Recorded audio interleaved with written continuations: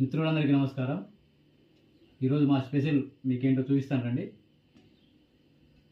ఇది red rice Navara దేశీ వరి వంగడాలు అన్నమాట. ఈరోజు మా ఇంట్లో మటన్, ఇది మటన్ రెడ్ రైస్ ఈరోజు చేశారు. చూడండి ఎలా ఉందో టేస్ట్, మీకు చూస్తే తిని చెప్తాను.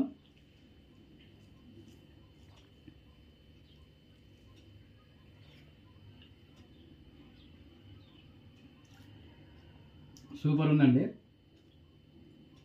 ఇది మటన్.